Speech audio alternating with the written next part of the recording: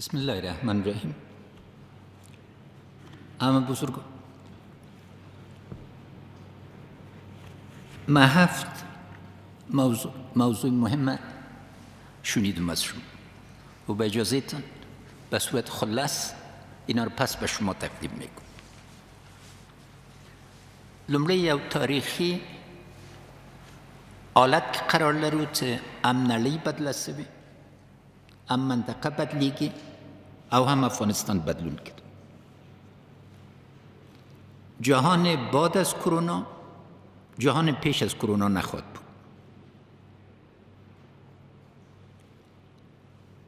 یکی از مهمترین انکشافات دنیا ایجاد براعظم اقتصادی آسیا است که به مرکز ثقل تمام دنیا بدل خواهد شد.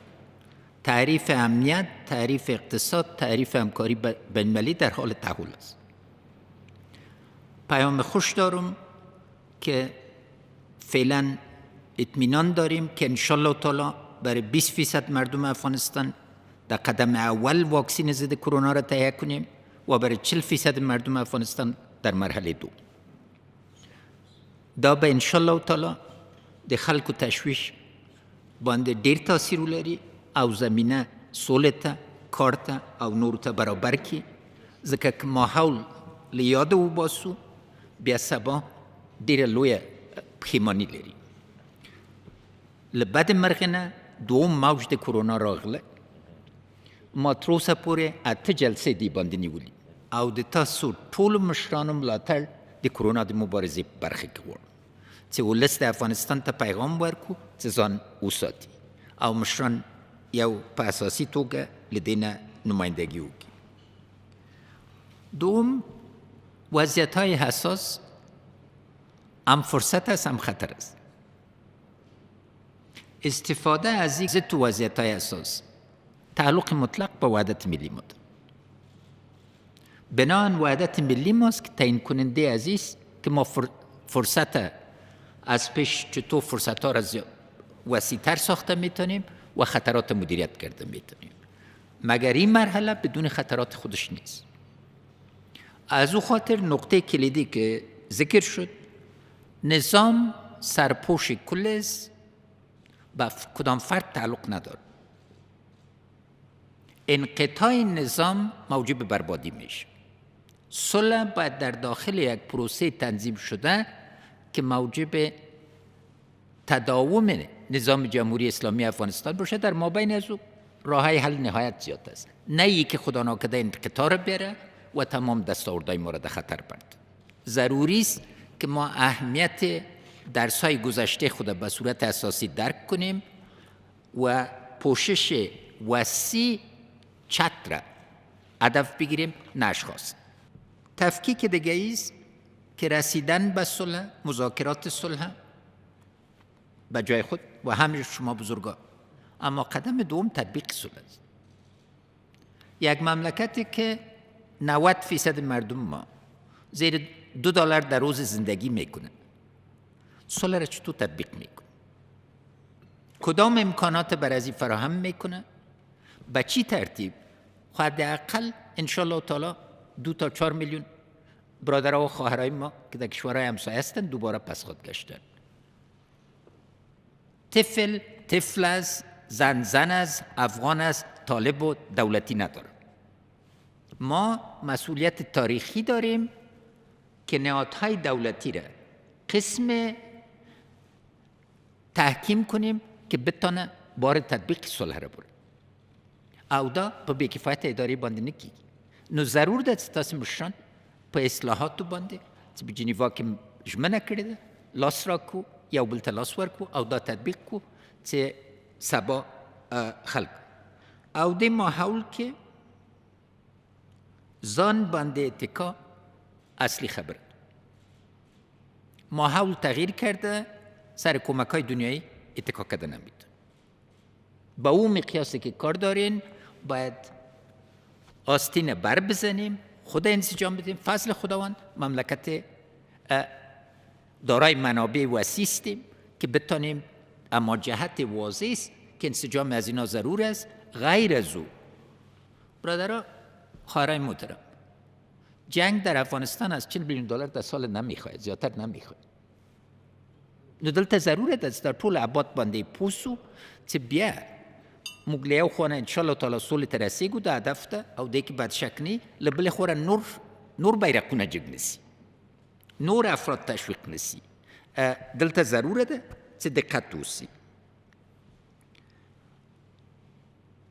بنا نقشه که همه شما بزرگا سرش کار خواد کردیم، هم تدبیر میخواه، هم حمایت میخواه، هم قاطعیت میخواه.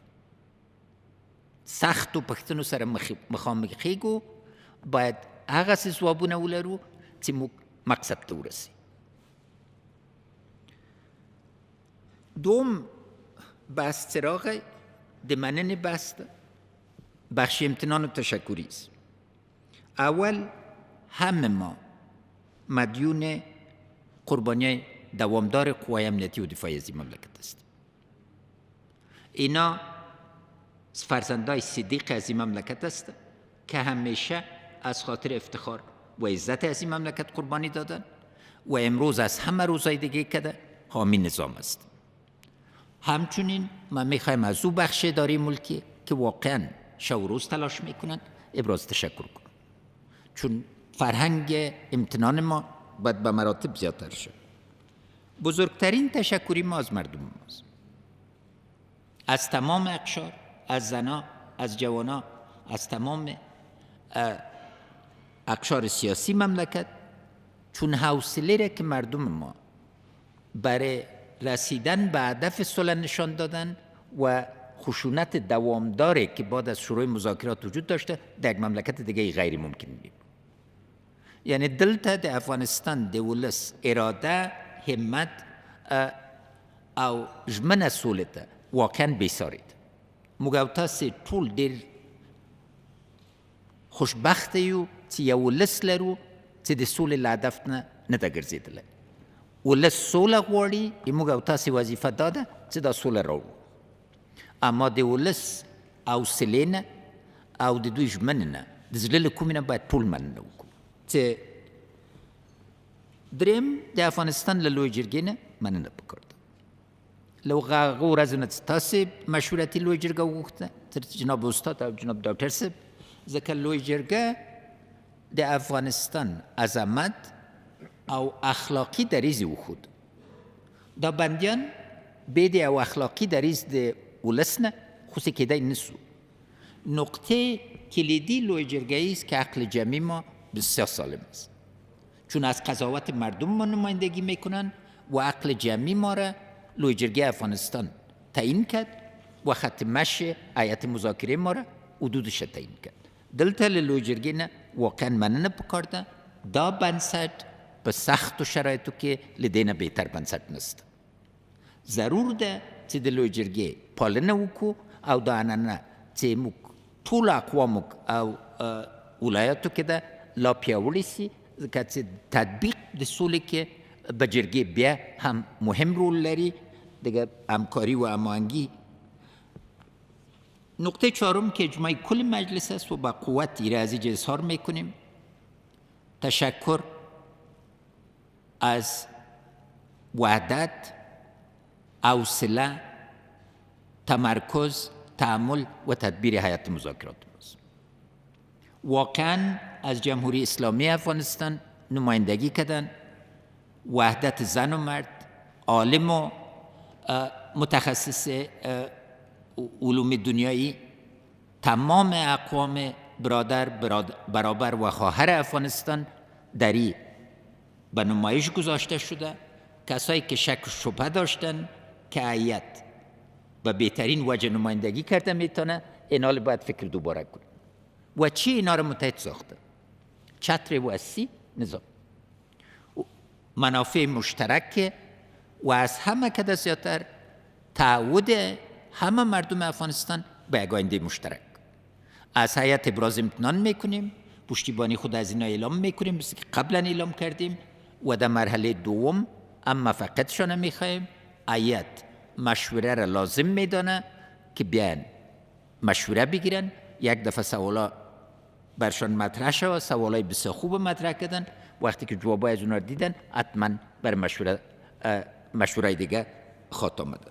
از شورای عالی صلح در 10 سال گذشته جناب استاد، از 2 سال گذشته شما استاد خلیلی شهید صلح، جناب استاد ربانی، جناب حضرت صاحب مرحوم، جناب پیر صاحب مرحوم و فعلا جناب دکتر صاحب از شما و همچنین قدر تمام شهدای شورای عالی صلح که در 10 سال گذشته قربانی دادن، این بر ما واجب است و معلوم دار تمام شهدای رای آزادی افغانستان که ضروری است. من میخوایم در این بخش از سکتور خصوصی افغانستان هم ابراز امتنان کنم که دوی نوع د کرونا په اول موج کې به یو شدید بحران راد. افغانستان کې غیر له یوې وړې مظاهرې نه یو وار په ډوډۍ باندې جنجال پېښ نه سو او سکتور د خصوصي د افغانستان نن واقعا د افغانستان د ولس ته د ډوډۍ ورکولو د موادو رسولو د دپاره یو لوی رول لري. از شورای ملی افغانستان، از ولسی جرگه و مشران جرگه به صورت دوامدار از موقف بسیار قوی و ملیشان درباره صلح ابراز امتنان میکنم و امروز خاصتا از قشر سیاسی افغانستان، شما رهبرای جهادی و سیاسی افغانستان، از زنای افغانستان و تمام اقشار افغانستان. موضوع سوم هدف مطلوب و رسیدن از امروز به هدف مطلوب است.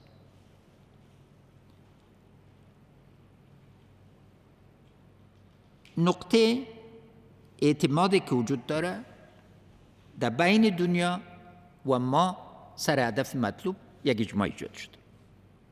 یک افغانستان مستقل، آزاد، دموکراتیک که بتونه ارزش‌های گذشته را حفظ کنه و ارزش‌ها را دوام بده و در صلح با خود و جهان باشه. دا آسانه خبره نه. زه غواړم له اتمر صاحب نه مننه وکړم چې د بخشي کې د منطقه‌ایي اجماع په برخه کې او بین‌المللي اجماع کې او ډاکټر صاحب نه او جناب صالح صاحب نه ټول نور همکاران نه مننه وکړم. دلیل یه هدف مطلوبی است که وقتی اجماع در تعریف هدف وجود داشته باشه نقشه را ساده تر میشه.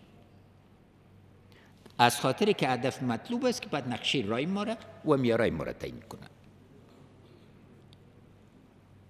هر وقتی که در یک دوراهه قرار داشته باشید، رایی که نرفتین و تجربه نکردین هم فرصت است هم خطر داره.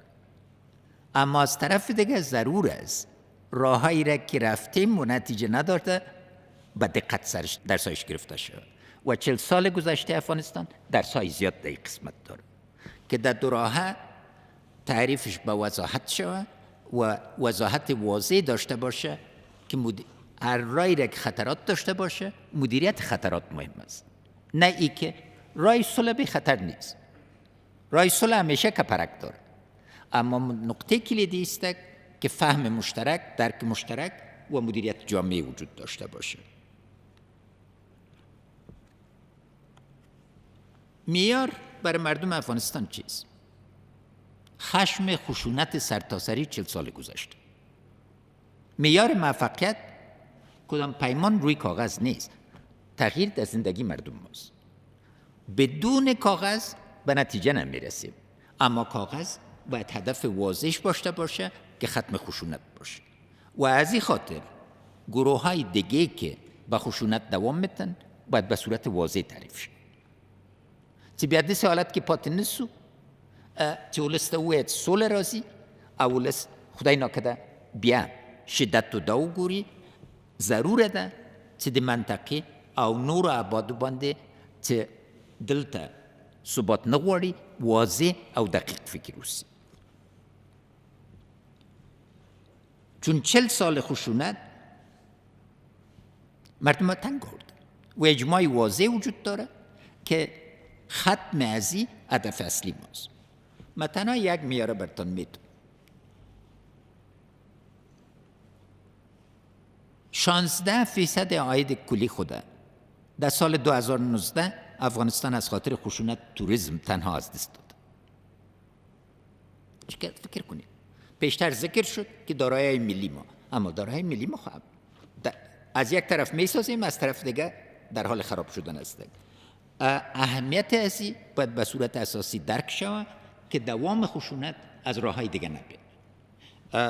و ای پس میم در بخش بین المللی نقطه کلیدی که جناب دکتر صاحب متوجه شما و کل همکار است، از وضعیت موجود به هدف مطلوب چطور میرسه و یک نقشه رای واضحه هم در شرایط متحول چطور به وجود میره. چون قبلا برتان ذکر کردم که نقشه راه در شرایط ثبات منطقوی و بین المللی یک چیز است، در شرایط تغییر ازی چیز دیگه است.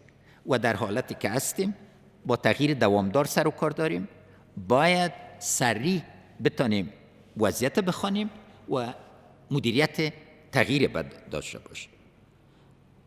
نقطه چهارم ما اراده سیاسی است.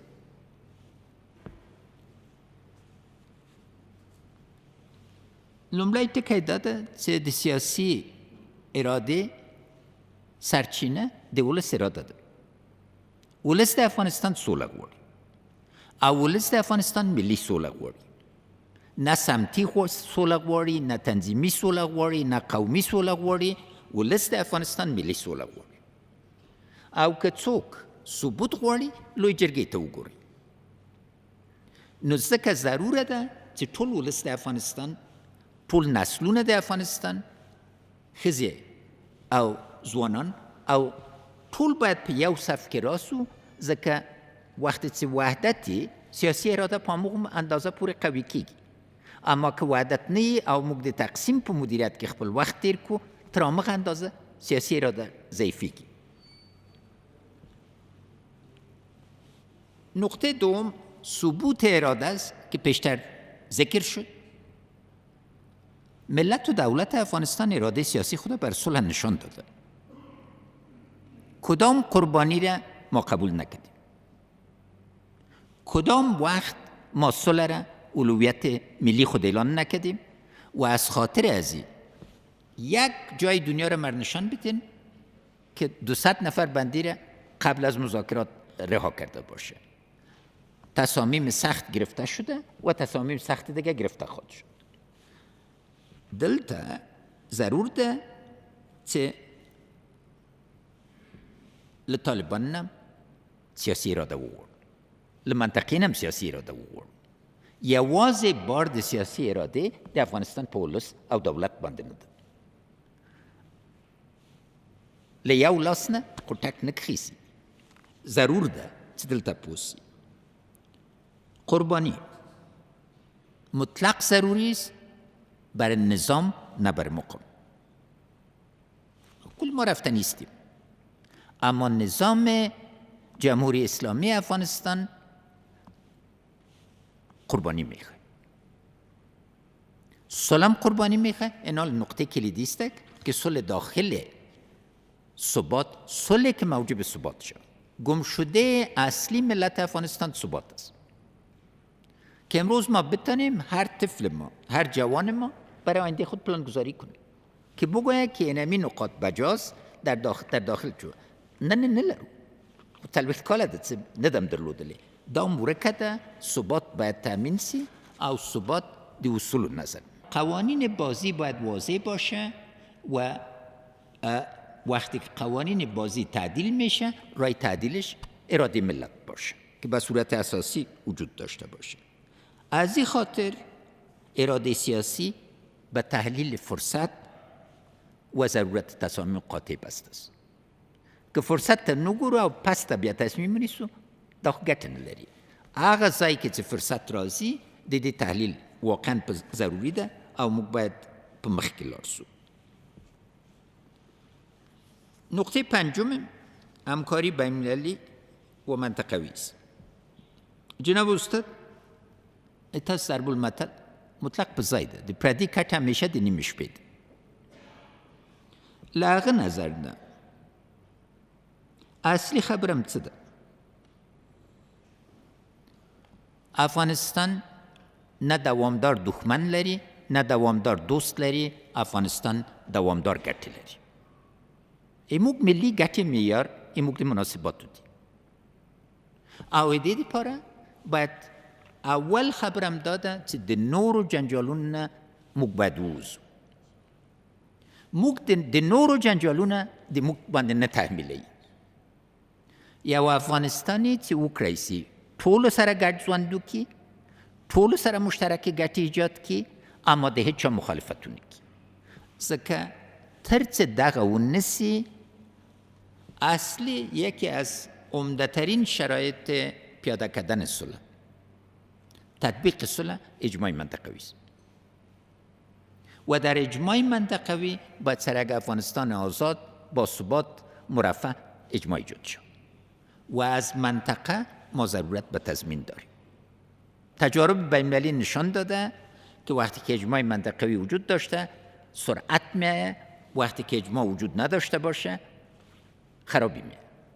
او دی برخی که خاصتا پاکستان او ایران سره باید په واضح موږ وغږیږو او لاره د مشترک د راتلونکي ژوند برابر کړو. از نگاه مناسبات بین‌المللی باید یک معادله واضح داشته باشیم. معادله واضح مایی است که تمام همکاری‌های امنیتی ما برای رفع خطر توریسم وابسته به تحکیم نظام، استقلال و اتکا به خود ماست. یو اړخیزه نسی کېده. نړۍ تغییر کړی، موږ هم تغییر کړی او اندازه د استعمال د بین‌المللي قوې په افغانستان کې باید درست تعریف سي. ضروري ده چې حدود هم تعریف سي او میکانیزمونه او دی که د افغانستان میړني قواوې نو اوس کافي ظرفیت لري. 90% عملیاتونه موږ خپله کوو، اما ټول باید مشترک راسي چې توریزم خطر ده، باید اجماع باندې ورسیږو. چا ته خطر ده، په څه رقمه ده او دوی څنګه برخه اخلي پکې. ځکه که دا ونه کړو سبا بیا پښیماني لري. ځکه دې باندې زموږ راتلونکي تړلې ده. در این بخش من میخوایم خاصتا از علمای جهان اسلام ابراز امتنان کنم. په دې تیرو درې میاشتو کې یو ځای نه پس له بل ځای نه ډېر اوچت آواز جګ سوی او ټول علمای کرام باندې، جناب استاد تاسو باندې، استاد خلیلي باندې، استاد محقق باندې، استاد عطا باندې، مسلمیار صاحب، ټول نورو باندې، استاد دانش باندې ناره کوم چې د دې اجماع د مدیریت لپاره ټولو ته لاس راکړي. ځکه دا زښته ډېره ضروره ده. دا جنگ خپل مذهبي مشروعیت بایللی او دا یو لوی قدم ده و جهان اسلام از نگاه اعتدال دوامداری که در افغانستان وجود داشته و وفاق مذاهب و اقوام وجود داشته حامی باید باشه او دلته مناسبات بکار دي. زښت ډېر دا ضروره ده چې دلته انشاءالله تعالی په مخ کې لاړ شو. موضوع ششم اجماع بار بار تکرار شد. از او جهت چند نکته بسیار کوتاه. یک، ایجاد اجماع مسئولیت ملی ماست و مدیریت فرصت متعلق به اجماع است. مکانیزم اجماع و نوع ایجاد ازی نهایت ضروری است. هر پیشنهادی که در این بخش میشه به جناب دکتر صاحب یا به ریاست جمهوری و همکارای ما بسر چی. ضرورت واضح است که دوامدار اجماع وجود داره. نوع تحکیم ازی در وقت خاصتا مطرح میشه که سوالای مشکل سرش تصمیم بگیریم. در او حالت تصمیم جمعی، عقل جمعی همیشه موجب هر کشور دیگه که سر از 5500 بندی فیصله میکرد به یک بحران عظیم میرفت. اما اجماع ملت و قشر سیاسی افغانستان امکان پذیر ساخت که یک مسئله از نگاه اخلاقی حل شد. دوم، فرصت سرش باید فرصت و خطرات باید سرش اجماع واضح وجود داشت.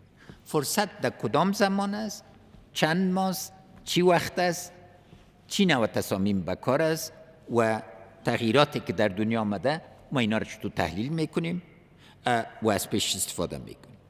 سوم، خطرات مشترک باید تعریف کنیم. اجماع باید سر خطر موجود داشته باشه، چون اوناست که باز حدود اجرات مورد ایجاد میکنه. چهارم، اجماع سر نقشه را. و پنجم، ضرورت مراجعه و مشوره دوامدار به تمام اقشار و شمولیت از این. اون موضوع چې مال تاسو نه واورېدل، یو قسمت پیامونه دي طالبانو ته. لومړی پیام دا ده چې د افغانستان سیاسون او د افغانستان ټولنه او دولت تاسو د واقعیت په حیث مني. موږ انکار نه لرو چې تاسو یو واقعیت موږ د ټولنې، ځکه هغه وختونه چې د واقعیت په حیث نه منل کېدل تېر سوي دي. سوله موږ تاسو سره غواړو، اما تاسو باید د افغانستان د ټولنې واقعیتونه ومنئ. امریکایانو سره مذاکره یو شی ده، افغانانو سره مذاکره بل شی ده. دې منځ کې باید واضح پوه سو. دومه خبره دا ده نه تاسو تسلیمي کوئ نه موږ. جګړه ګټونکی نه لري. جواب د جګړې آسان کار ده. اصلي همت به په دې کې چې سولې ته ملا وتړو.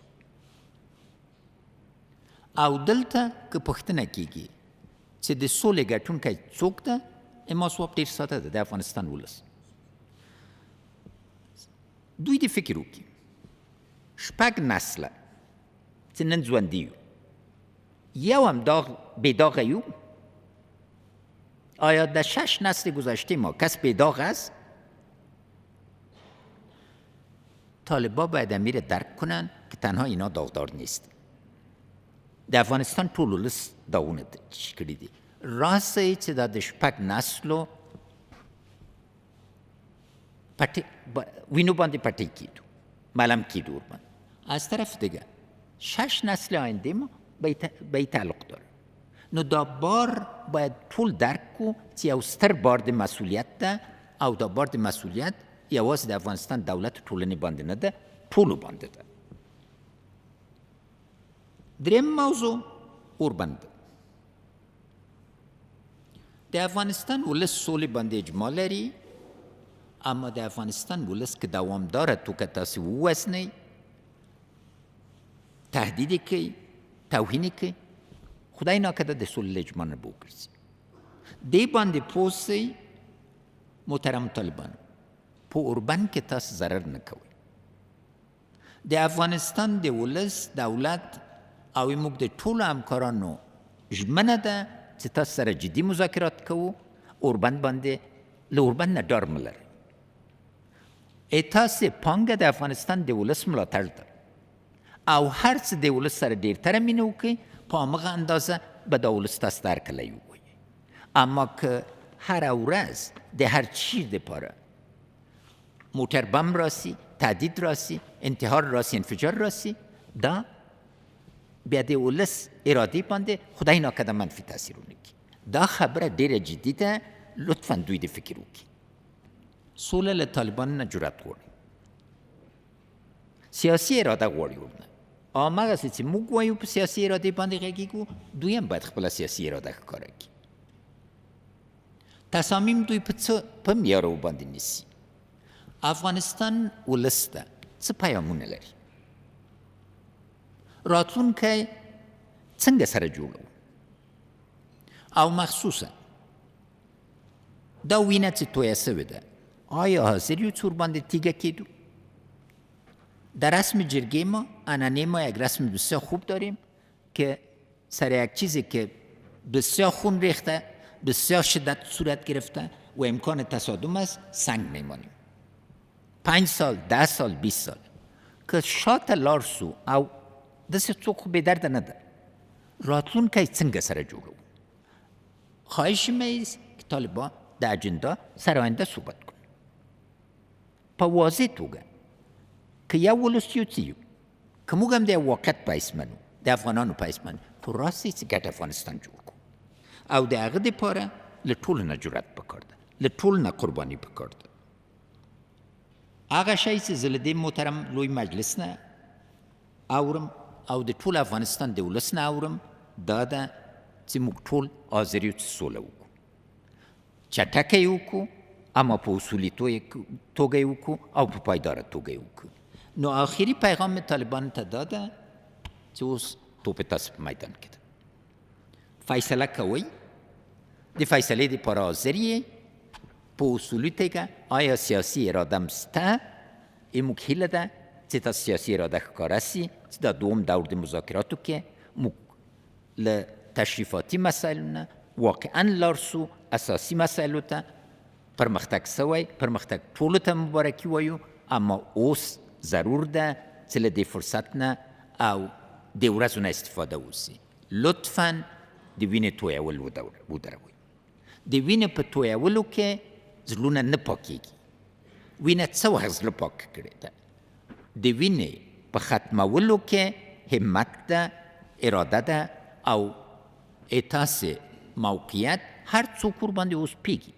د جنگ بیا شروع کول سخت کار نه ده، اما سوله شروع کول واقعا همت و عزت غواړي. زه د دې په انتظار یم او ټول د افغانستان ولس ته غواړم ډاډ ورکړم چې موږ او تاسو په ګډه انشاءالله تعالی د دوی غوښتنه پلي کوو. تل دې وي افغانستان، یشسن افغانستان، زنده باد افغانستان او ژوندي دې وي زموږ سیاسي مشران او تاسو بریالیتوب غواړو. په خیر اوسئ.